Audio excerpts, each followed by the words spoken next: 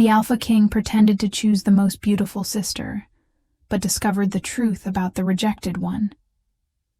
What if the greatest lie of an Alpha King was actually the first step toward the truest love of his life? Get ready for a powerful story of rejection, hidden truths, emotional redemption, and a romance no one expected.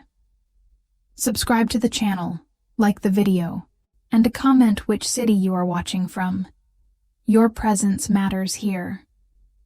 The autumn wind swept through Boston's financial district with an intensity that matched the tension inside the towering glass building that housed Draken Enterprises. On the 45th floor, in an office where floor-to-ceiling windows overlooked the Charles River, Aurelian Dracon stood with his hands clasped behind his back, his dark eyes fixed on the city below. At 35, he had built an empire that rivaled the oldest family dynasties in New England, transforming his grandfather's modest investment firm into a multinational conglomerate that controlled everything from real estate to technology. But success had come at a price, and that price was etched into every calculated decision he made, every wall he had built around his heart. His assistant, Marcus, entered quietly, holding a leather portfolio. "The Lysandra family has arrived, sir. They're waiting in the conference room." Aurelian turned, his expression revealing nothing. The Lysandra family controlled the largest network of luxury hotels on the East Coast, and this meeting had been months in the making. A merger between Draken Enterprises and Lysandra Holdings would create an unstoppable force in the hospitality and real estate sectors.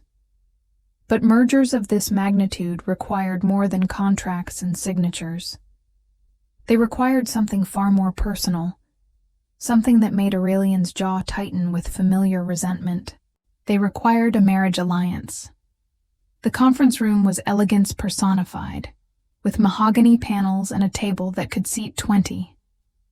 At one end sat Edmund Lysandra, a distinguished man in his 60s with silver hair and shrewd eyes that had negotiated countless deals. Beside him sat his wife, Catherine, draped in pearls and designer clothing that whispered old money. And then there were the daughters. Elawan Lysandra sat with the poise of someone who had been groomed since childhood to be perfect. Her golden hair fell in carefully styled waves. Her sapphire dress complemented her eyes, and when she smiled, it was with the practiced charm of someone who knew exactly the effect she had on others. She was beautiful in the way that magazine covers and society pages demanded, a living embodiment of what everyone expected from the daughter of one of Boston's most prominent families. Next to her, almost invisible by design, sat Melis Lysandra. Where her sister commanded attention, Melis seemed to actively avoid it. Her dark hair was pulled back simply, her gray dress was understated, and her green eyes held an intelligence that few people ever bothered to notice. She sat with her hands folded in her lap, her gaze occasionally drifting to the window, as if she would rather be anywhere else. Aurelian had done his research. Elawan was 26, a socialite who graced charity galas and appeared in the society sections of every major newspaper. Melis was 24, a graduate of MIT with degrees in architecture and urban planning, who worked quietly in her family's company, designing the hotels that made Lysandra Holdings famous, yet receiving none of the recognition. The meeting began with the usual pleasantries, discussions of market projections and synergies.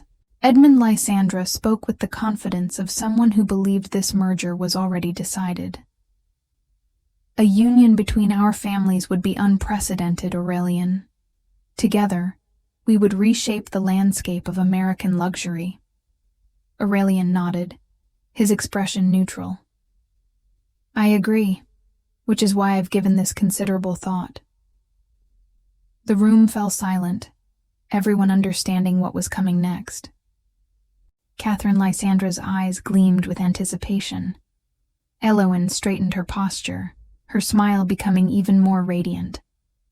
Edmund leaned forward slightly, ready to seal what he believed was inevitable. "I have decided," Aurelian said slowly, his gaze sweeping across the room before landing on Elowen, "to announce my engagement to your daughter." Catherine's hand flew to her pearls in delight. Edmund's face broke into a satisfied smile. Elowen's expression was one of triumph, though she maintained her practiced composure. But in that moment, Aurelian's eyes flickered, just for a fraction of a second, to the woman sitting beside the chosen one. Melis showed no reaction. Her expression remained calm, almost resigned, as if this outcome had been written in stone long before anyone entered the room. She didn't look surprised or hurt. She simply looked away, back toward the window, as though the entire scene had nothing to do with her. The rest of the meeting passed in a blur of champagne toasts and congratulations. A formal announcement would be made at the annual autumn gala in 2 weeks, giving the media time to prepare and the merger documents time to be finalized. Elowen moved through the room like a queen accepting her coronation, already discussing wedding venues with her mother. Edmund shook Aurelian's hand with the firm grip of a man who had just won a prize negotiation. And through it all, Melis remained at the edge of the room, unnoticed and unacknowledged, until finally she quietly slipped out. Aurelian watched her go. Nobody else noticed. Nobody else cared. But he noticed. He had noticed from the very first moment she walked into the room. While everyone else's eyes had been drawn to Elowen's radiance, his attention had been captured by something far more compelling in the sister everyone overlooked. It was the way Melis carried herself, with a quiet dignity that didn't demand recognition. It was the intelligence in her eyes, the kind that came from observation rather than performance. It was the subtle sadness that lingered beneath her composed exterior, a sadness that spoke of years of being second, of being forgotten, of being rejected. That evening, alone in his office once again, Aurelian stood by the window as the city lights began to glow against the darkening sky. He had made his choice, the choice everyone expected, the choice that made strategic sense. But as he looked out at Boston spreading before him, he couldn't shake the image of green eyes looking away, of a woman who had learned not to hope for being chosen. And for the first time in years, Aurelian Draken felt something he thought he had buried forever. He felt doubt about the path he had chosen, and curiosity about the path he had pretended not to see. The autumn gala was held at the historic Fairmont Copley Plaza, where Boston's elite gathered in glittering evening wear beneath crystal chandeliers that had witnessed a century of society events. The ballroom buzzed with conversation and the soft notes of a string quartet, while waiters circulated with champagne flutes and delicate hors d'oeuvres. Aurelian arrived precisely on time, his tailored tuxedo fitting him with the same precision he applied to every aspect of his life. Beside him, Elowen was resplendent in a flowing gown of midnight blue, diamonds at her throat and wrists catching the light with every movement. They made a striking couple, exactly what the newspapers would report the next morning. The announcement of their engagement was met with applause and congratulations. Edmund Lysandra beamed with satisfaction, already envisioning the empire his family would now share. Catherine dabbed at her eyes with an embroidered handkerchief, the picture of a delighted mother. Elowen accepted well wishes with gracious smiles, her hand resting possessively on Aurelian's arm. And somewhere in the back of the ballroom, barely visible among the crowd, Melis stood in a simple dress of forest green, holding a glass of wine she hadn't touched, watching the scene unfold with an expression that revealed nothing.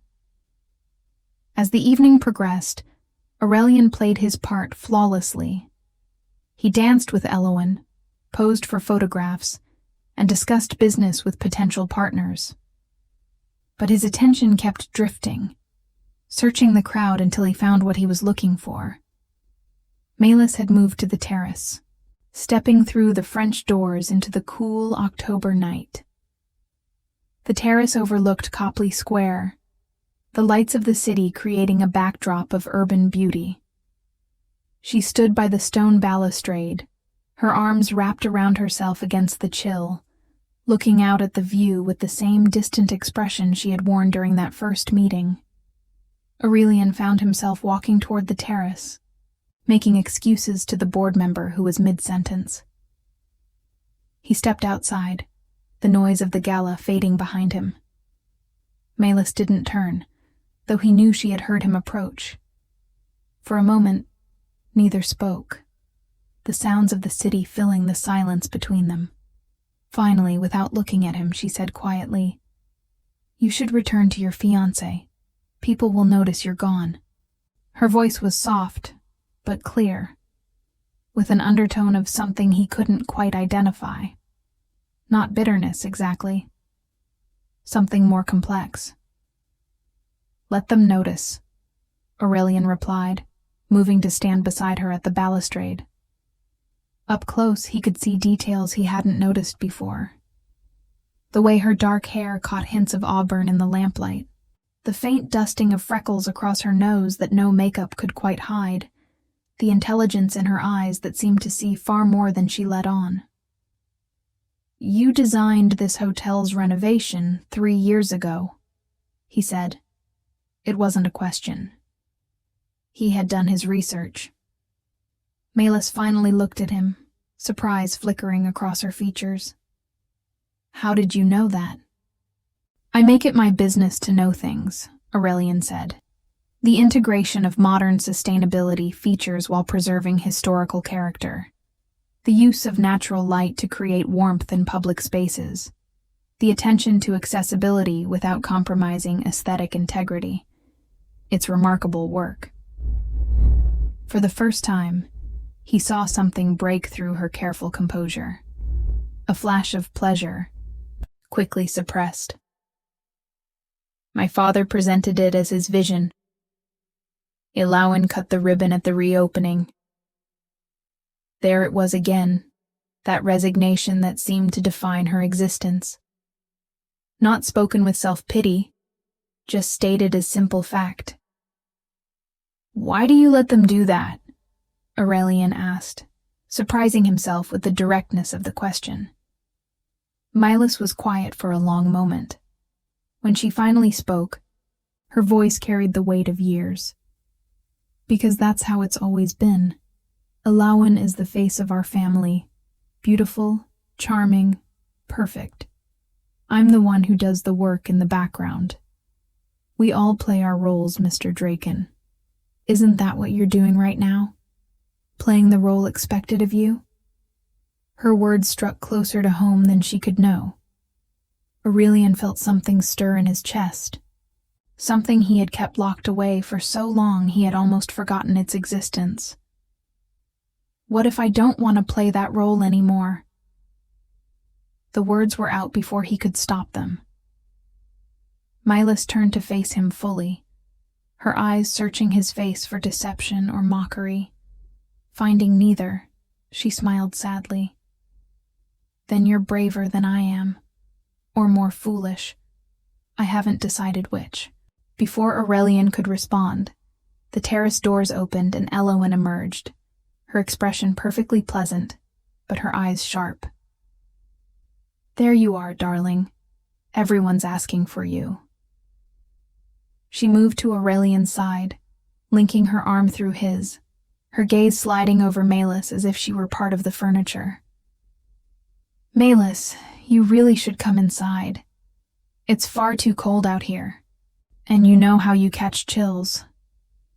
If you're enjoying this story so far, please subscribe to the channel and hit the notification bell so you don't miss the next chapters. Your support means everything." The dismissal was clear, wrapped in false concern. Melis simply nodded. "Of course, I was just heading inside."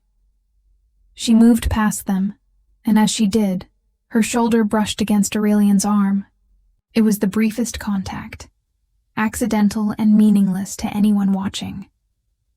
But Aurelian felt it like electricity, a connection that had nothing to do with strategy or alliances, and everything to do with something far more dangerous. As Malus disappeared back into the ballroom, Elowen leaned closer to him, her perfume expensive and cloying.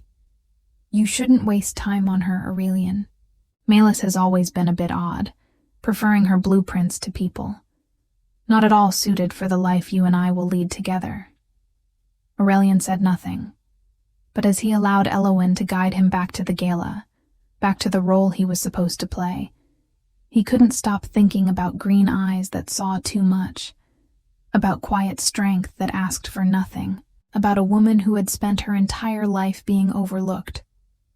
And he realized with sudden clarity that his carefully calculated plan, his strategic choice, his perfect arrangement, was built on a foundation that was already beginning to crack. Because the truth he had been avoiding since that first meeting was becoming impossible to deny. He had chosen the wrong sister, and he had done it deliberately, hoping that following expectations would protect him from feeling anything at all. But protection, he was discovering, came at a price he was no longer certain he wanted to pay. The merger paperwork created a legitimate reason for frequent meetings between the Draken and Lysandra families. Over the following weeks, Aurelian found himself in countless conferences, reviewing contracts and financial projections. Elowen attended some of these meetings, though her interest clearly lay more in wedding planning than business details. She had already hired a renowned event coordinator and spent hours discussing flower arrangements and reception venues, assuming Aurelian's agreement without actually consulting him. Edmund seemed pleased with how things were progressing, often inviting Aurelian to private dinners at the Lysandra estate in Beacon Hill, a historic mansion that had been in their family for 4 generations. It was during one of these dinners, while Elowen and Catherine were occupied with seating charts in the drawing room, that Aurelian found himself alone in the estate's library. The room was magnificent, floor-to-ceiling shelves filled with leather-bound volumes, a fireplace crackling warmth into the space, and deep leather chairs that invited hours of reading. He was examining a first edition when he heard a soft sound from the corner. Turning, he discovered Malus curled in one of the window seats, a notebook in her lap, and pencils scattered around her. She looked up, startled, clearly not expecting anyone to find her there. "I'm sorry," she said quickly, beginning to gather her materials. "I didn't realize anyone would be using the library." "Don't apologize," Aurelian said. "You were here first. I'm the intruder." He moved closer, curiosity drawing him. "What are you working on?" Malus hesitated, then held up the notebook. The pages were filled with intricate architectural sketches, a building design that seemed to blend modern innovation with classical elements. It's a community center concept for the South End neighborhood, a space that could serve as both cultural hub and practical resource for local residents. Nothing that will ever be built, just something I work on sometimes. "Why won't it be built?" Aurelian asked, settling into the chair across from her. Malus looked at him as if determining whether he genuinely wanted to know, or was simply being polite. Something in his expression must have convinced her of his sincerity, because she answered honestly. "Because it doesn't generate enough profit. My father only approves projects that maximize financial return. Community benefit is secondary, if it's considered at all. This design prioritizes people over profits, which makes it unmarketable to Lysandra Holdings." Aurelian studied the sketches more carefully. The design was brilliant, incorporating green spaces, flexible multi-purpose rooms, energy-efficient systems, and thoughtful accessibility features. It was the work of someone who genuinely cared about improving lives, not just building monuments to wealth. What if you presented it to a different investor? Someone who valued social impact alongside financial viability. Melis laughed softly, without humor. And who would listen to me? I'm the daughter who's useful for her technical skills, but not trusted with actual decision-making authority. Alawan is the one people listen to, even though her expertise is in looking beautiful at ribbon-cutting ceremonies. There was no malice in her words, just weary acceptance of a reality she had lived with for so long it had become normalized.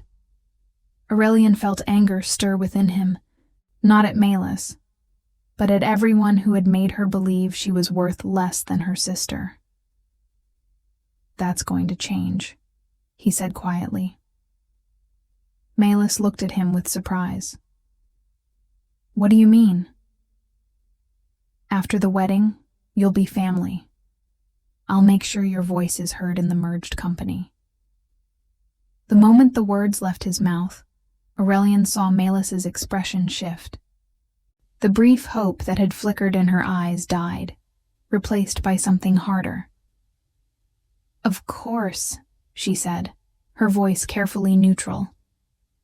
After you marry my sister, after you become part of our family officially, then maybe I'll be worth listening to.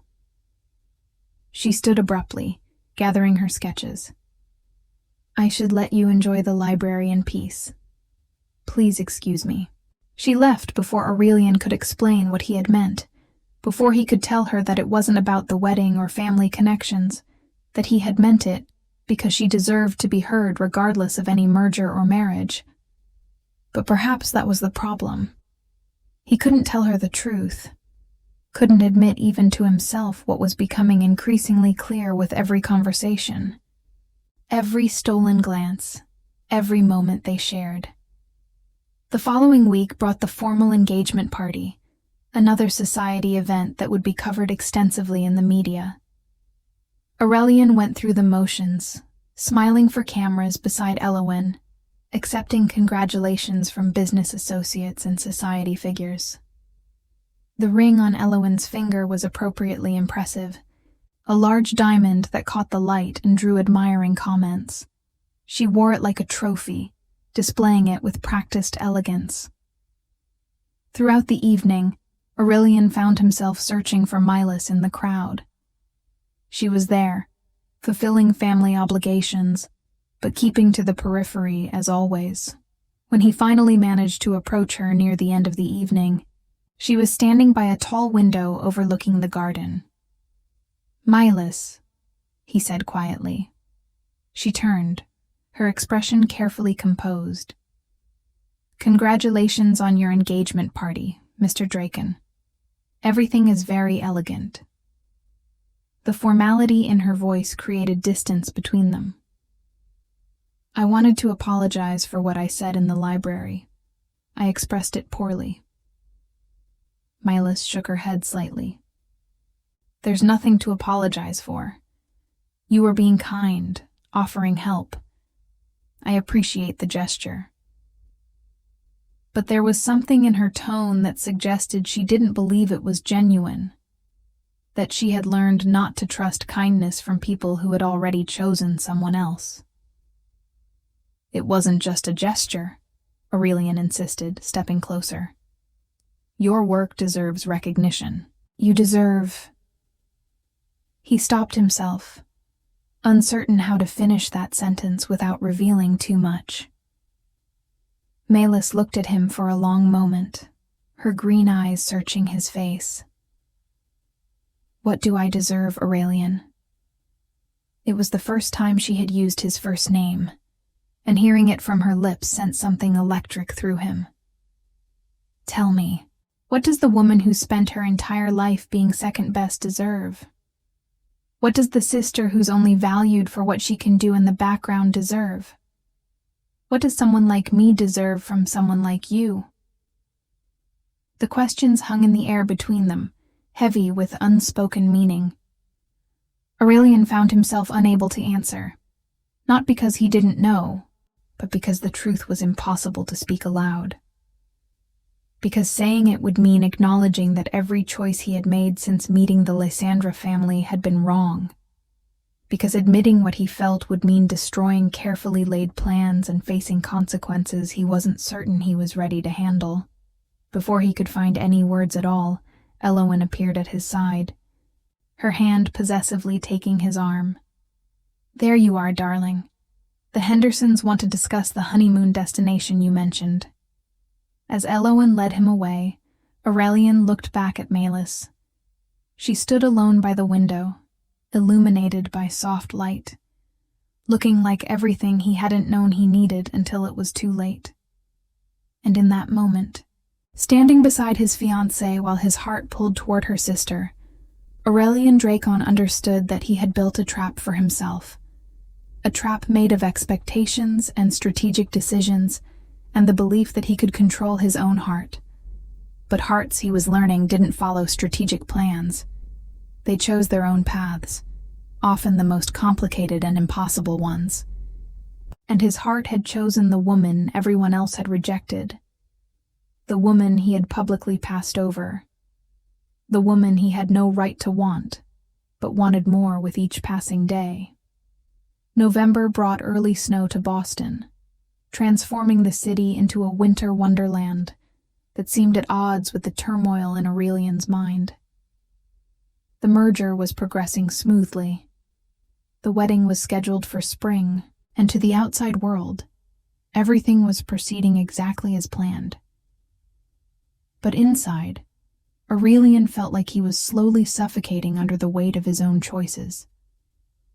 He threw himself into work, spending long hours at the office, reviewing every detail of the Lysandra deal until the numbers blurred together.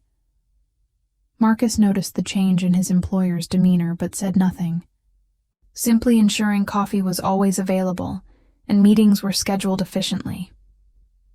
It was during one of these late nights that Aurelian's phone rang with an unexpected call. Edmund Lysandra's voice came through, tight with barely controlled anger. "We need to meet immediately. My office. Come alone." The command in those words was unmistakable. 30 minutes later, Aurelian walked into Edmund's private office at Lysandra Holdings, a space dominated by dark wood and portraits of ancestors who had built the family fortune. Edmund sat behind his massive desk, his expression grave. "There's been a complication with the merger," he said without preamble. "Our legal team discovered some concerning discrepancies in property holdings. Nothing that can't be resolved, but it requires someone with technical expertise to verify the architectural assessments." Aurelian's mind immediately went to the obvious solution. "Malis." Edmund's jaw tightened. "Yes. Unfortunately, she's the only one with the necessary qualifications. I need you to work with her directly to resolve this.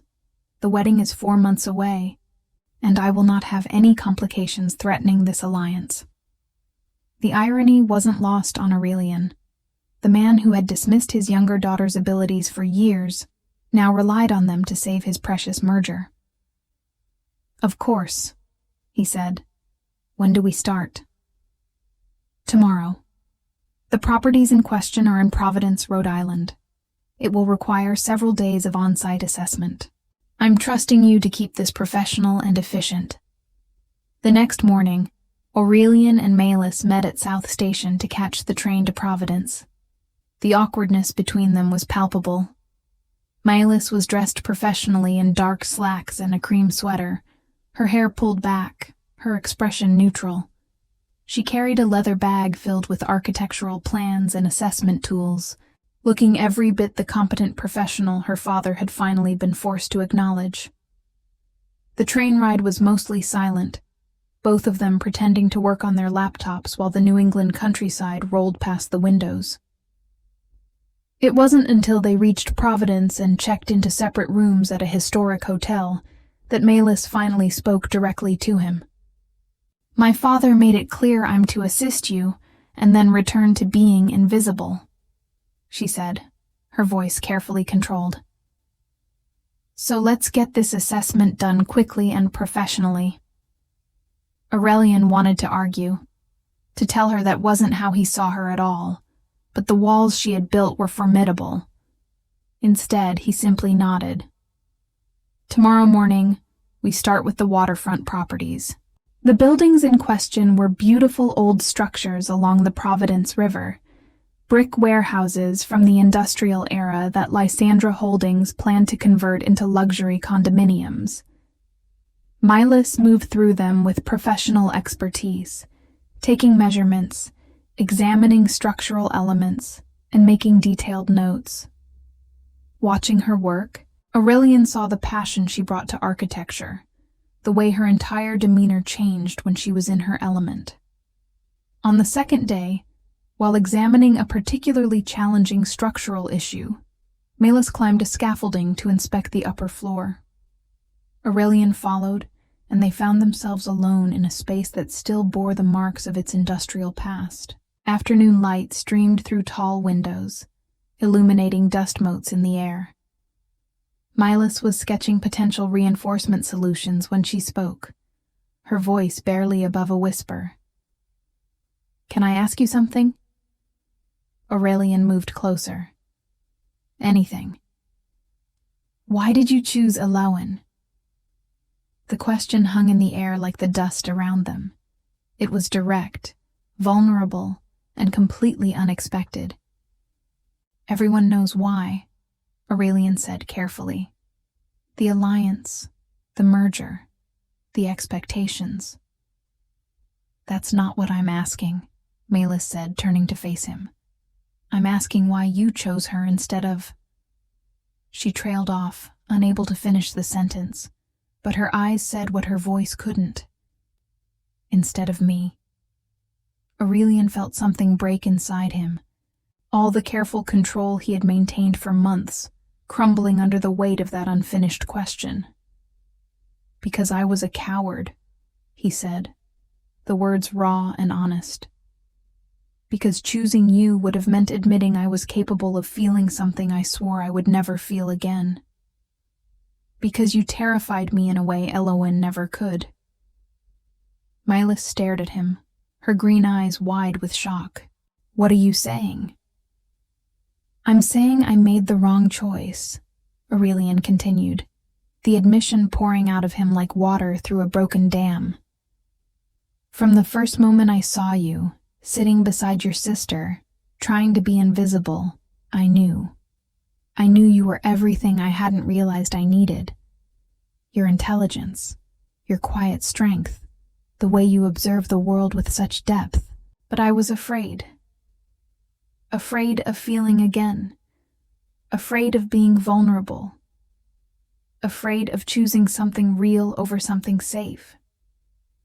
He stepped closer, close enough to see the freckles across her nose, close enough to see her lips part in surprise. "I told myself I was being strategic, that choosing Alowan made sense for the business. But the truth is, I chose her because she didn't make me feel anything. And you, Milas, you make me feel everything." Tears had formed in Milas's eyes, though she fought to hold them back. "You can't say these things to me. You're engaged to my sister. In 4 months you'll marry her. This is impossible," Aurelian finished. "I know. Believe me, I know." For a long moment, they stood in that abandoned warehouse, surrounded by the echoes of industrial history, caught in a moment that felt suspended outside of time. Then Milas did something that surprised them both. She reached out and touched his face, her fingers gentle against his jaw. "We're halfway through this incredible journey. If you haven't subscribed yet, please do so now, and let me know in the comments what your favorite part of the story has been so far. I've spent my entire life being the one people overlook," she said softly. "Being second choice, second best, second everything. I told myself I didn't mind, that I didn't need to be chosen. But that was a lie. I wanted to be chosen. I wanted to be seen. And the cruelest irony is that the one person who finally sees me is the one person who can never be mine. Aurelian covered her hand with his, holding it against his face. Mylis. No, she said, pulling away, wiping at her eyes. We can't do this. I won't be the reason you break your word. I won't be the cause of a scandal that destroys both our families. And I won't be the woman who betrays her own sister, no matter how much Alawan has hurt me over the years. She was right, of course. Everything she said was absolutely right. But knowing something was right didn't make it hurt any less. They finished the assessment in professional silence, gathered their materials, and returned to Boston on separate trains. The distance between them now wasn't just physical, but emotional, a chasm created by impossible circumstances and choices that couldn't be undone. Back in Boston, Aurelian threw himself into wedding preparations with renewed determination, as if proving his commitment to the path he had chosen could somehow make his heart cooperate. Alawan was delighted with his increased attention, interpreting it as pre-wedding excitement, rather than the desperate attempt at self-discipline it actually was. But late at night, alone in his penthouse overlooking the city, Aurelian stood by the window and thought about green eyes and quiet strength, and a woman who deserved to be chosen first. Always first, but whom he had condemned to remain in the shadows. Winter deepened into February, and with it came an unexpected storm that would change everything. It started with a phone call from Catherine Lysandra, her usually composed voice edged with panic. Aurelian, we need you at the estate immediately. There's been a situation. He arrived to find the Lysandra household in chaos. Edmund was in his study with lawyers, his face dark with fury. Elowen was in the drawing room, for once her perfect composure shattered, mascara streaking her face as she sobbed into her mother's shoulder. And Malus was nowhere to be seen. Marcus had accompanied Aurelian, and it was his discreet investigation that uncovered the truth. An investigative journalist had obtained documents revealing a decades-old family secret. 25 years ago, Edmund Lysandra had had a brief affair with a woman named Sarah Mitchell, an architect who had worked on one of his early hotel projects. When Sarah became pregnant, Edmund paid her a substantial sum to disappear and never reveal the truth. That child was Maelys. The daughter Edmund had raised as his own was, in fact, a constant reminder of his infidelity. A secret he had hidden by treating her as lesser, by ensuring she remained in the background where uncomfortable truths belonged. The revelation explained everything. Why Mylis had always been treated differently. Why her architectural talents were acknowledged but never celebrated. Why Elowen had been groomed for prominence while Malus was kept hidden. The cruelty of it struck Aurelian with physical force. This woman, who possessed more talent and integrity than anyone else in her family, had spent her entire life being punished for circumstances of her birth she had no control over. Edmund had used Malus's skills while simultaneously ensuring she could never threaten the legitimacy of his real daughter. "Where is she?" Aurelian demanded. Catherine, her usual poise completely abandoned, gestured vaguely upward. "Her room. She locked herself in after we told her.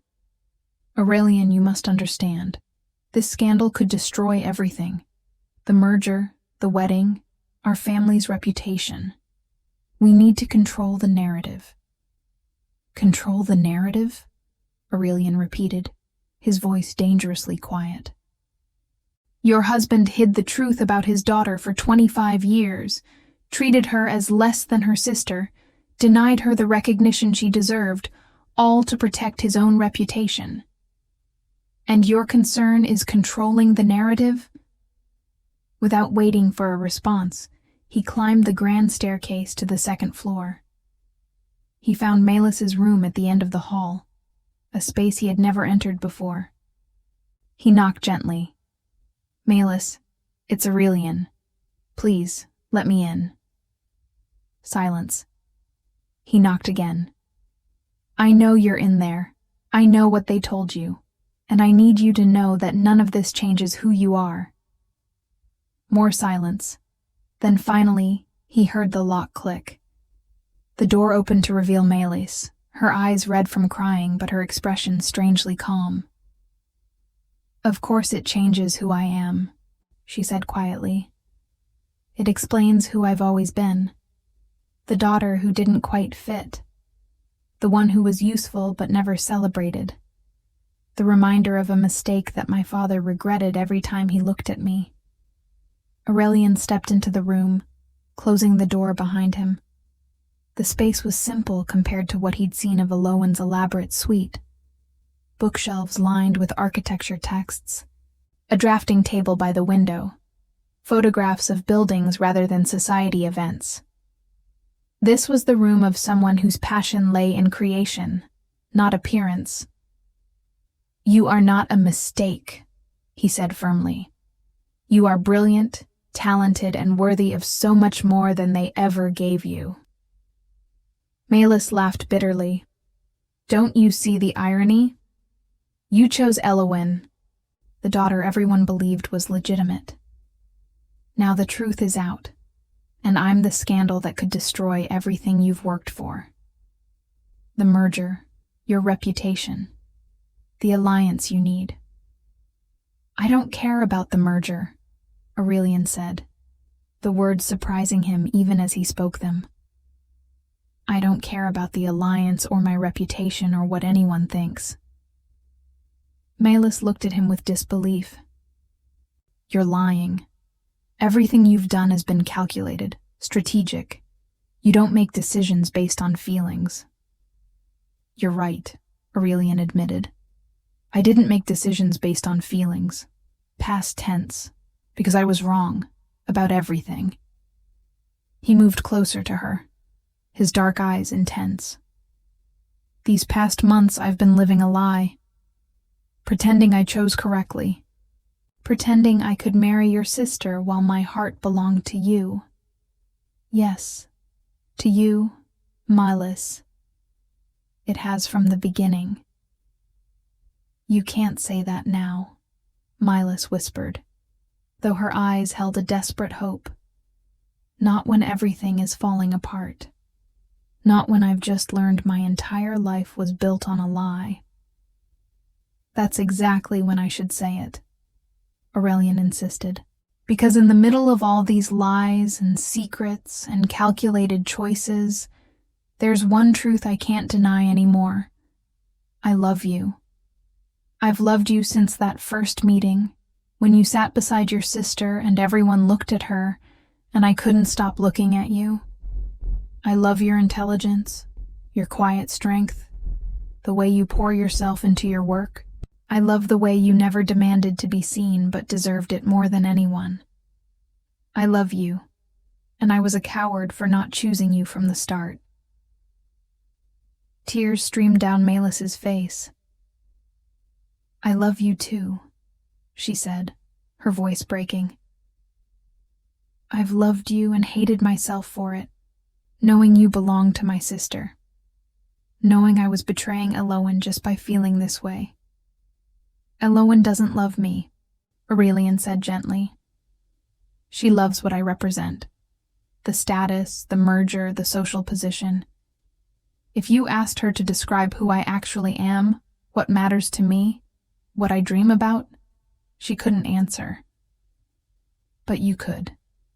Because you see me, the real me, just as I see the real you." He took her hands in his, holding them carefully as if they were precious. "I know this is complicated. I know there will be consequences.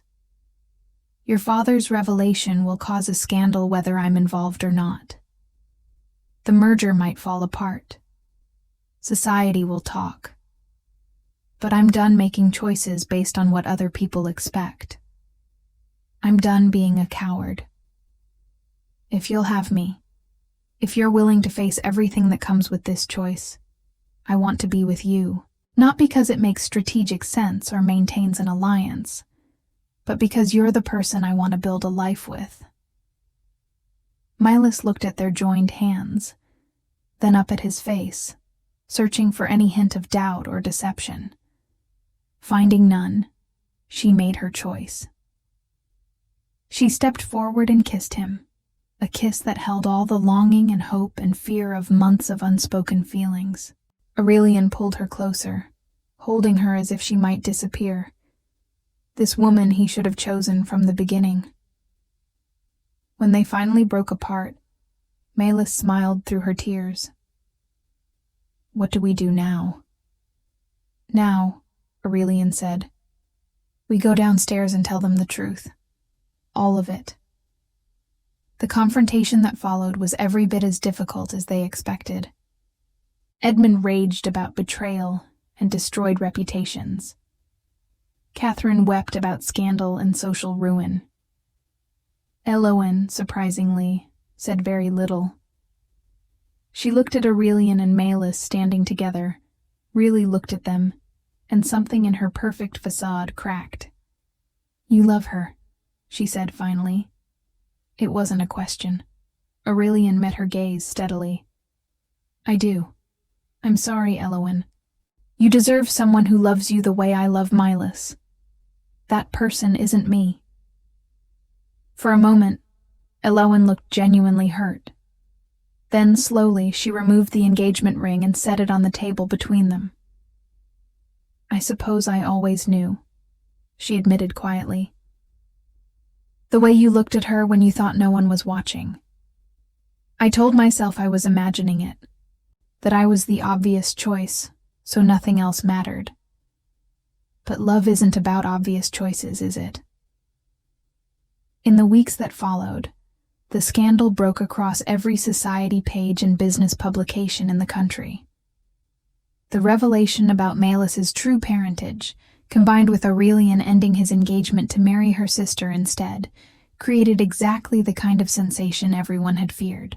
Edmund attempted damage control, but the truth was undeniable. The merger fell apart, with Edmund refusing to work with the man who had, as he saw it, humiliated his family. But Aurelian didn't care. With Marcus's help, he restructured Dracon Enterprises to focus on socially conscious development, the kind of work Melis had always dreamed of doing. Melis left Lysandra Holdings and joined Aurelian, not as his wife, but as his equal partner in business. Together, they began implementing the community center design she had shown him that night in the library, transforming it from a sketch into reality. The project attracted attention from investors who valued social impact, and soon they were developing similar spaces across New England. Sarah Mitchell, Melis's birth mother, reached out after seeing the news. Their reunion was tentative at first, painful in its honesty about the years lost, but filled with potential for healing. Sarah had become a respected architect in Seattle, and meeting her mother helped Melis understand that her talent wasn't despite her origins, but perhaps because of them. 6 months after the engagement ended, Aurelian and Melis were married in a small ceremony at the community center they had built together in Boston's South End. There were no society pages covering it, no elaborate displays or hundreds of guests. Just close friends, Sarah Mitchell, and the community members whose lives had been touched by the center. Marcus served as best man, telling anyone who would listen that he had known from the beginning how this would end. As Aurelian and Melis exchanged vows surrounded by the building they had created together, both felt the rightness of the moment. This was what it meant to be chosen, not for appearance or alliance or strategic advantage, but for the truth of who they were. Elowen eventually found her own path, using her social skills to build a successful public relations firm that helped other companies manage crises and reshape their public images. She and Milas maintained a distant but cordial relationship, the wounds slowly healing though never fully disappearing. Edmund never publicly acknowledged his mistake regarding Milas, but privately, he watched his daughter's success with what might have been regret. Years later, standing in the community center they had expanded into a network across multiple cities, Milas turned to Aurelian with tears in her eyes. "Do you ever regret it? All the complications, the scandal, everything you gave up?" Aurelian pulled her close, looking around at the children attending after-school programs. The seniors in art classes, the community meetings and cultural events that filled the space with life. "I regret that I didn't choose you sooner," he said honestly.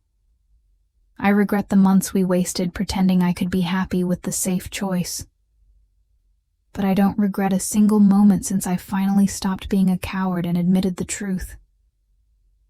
Milas smiled, the smile of someone who had finally been chosen first, always and completely.